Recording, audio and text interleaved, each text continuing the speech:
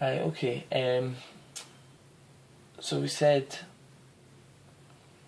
in the last video we had introduced complex numbers, and what I'm going to do in this one is I'm just going to go over the properties of complex numbers.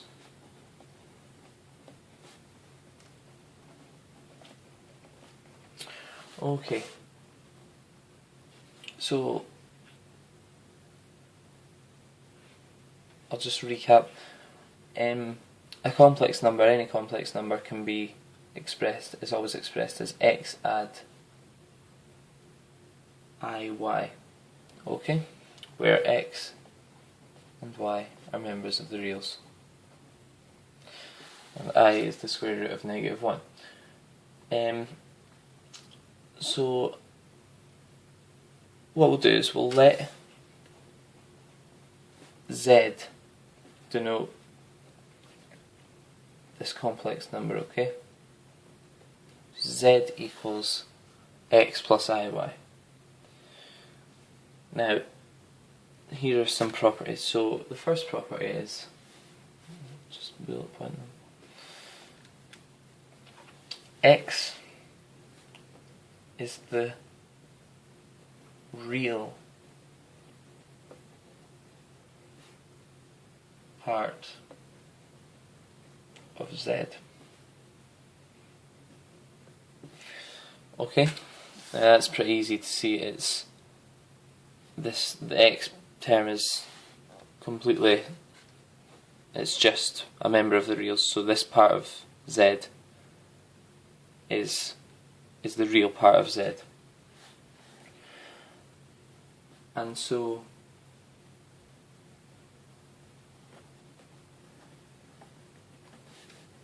it is denoted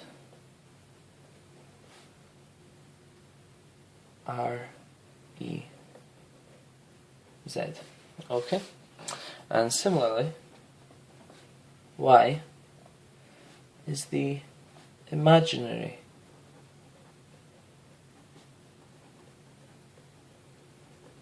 part of z, and is denoted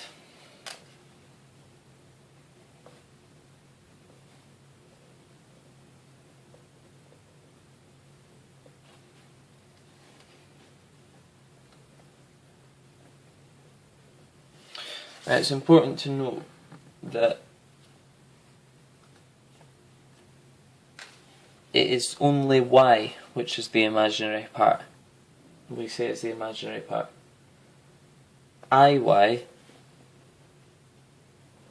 is not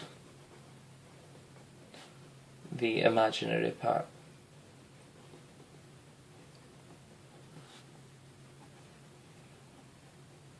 Of z, okay?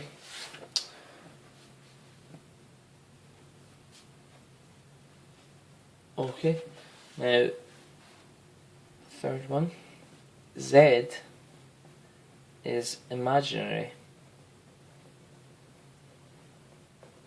as long as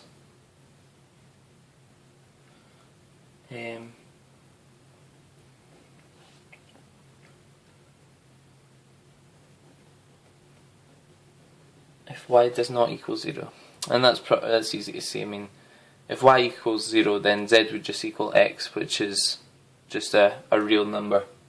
So z would not be imaginary.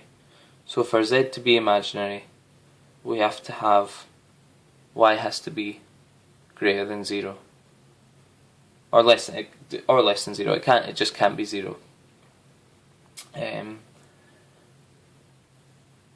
And we say that z is purely imaginary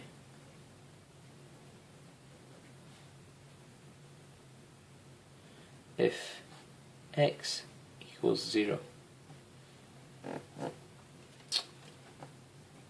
for some non-zero value of y. which seems pretty obvious. Yeah, basically it's just saying that if x was 0, we'd have a purely imaginary term. We'd have I times y, which is non-zero. If y was 0 as well as x, the whole thing would be 0. Yeah, so but that's pretty obvious. And now there's a couple more that I want to do. We have 5. The first 4 are pretty obvious, but I want to introduce the complex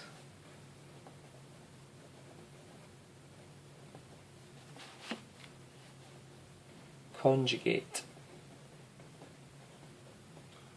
of z.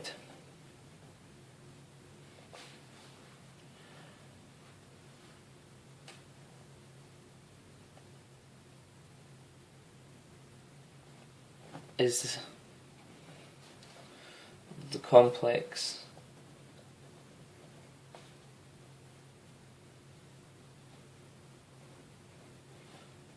number x minus iy. Now that seems pretty easy, but I'll just go into that a bit more. It is denoted by a little bar across the top. Okay, and so what I'll do is I'll just do a little example. Say we have z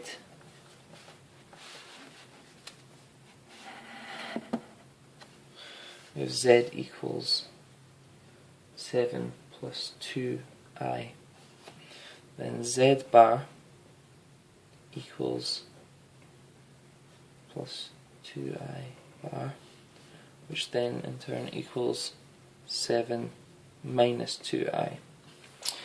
Okay, so basically every I turns to a negative I. Okay, if we had a negative I in the first place, say we had z equals 7 minus 2i, and z bar equals 7 minus 2i,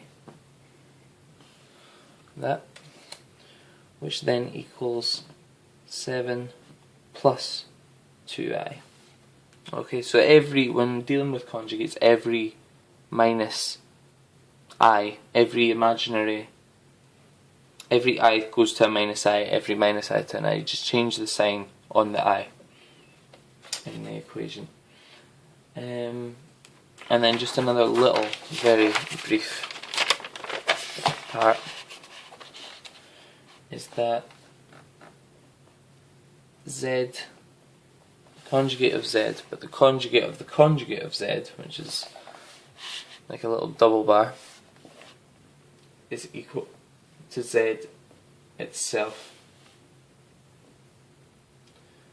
Okay, so that's pretty easy to see if we what I just did actually in that last example. I mean, say we have z equals 2 plus I, z bar equals 2 minus I, and z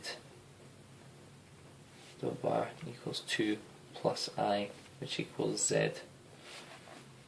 So that's pretty easy to see. Okay, so I'll stop there, and then I'll go on to like the equality of complex numbers next time. Cheers.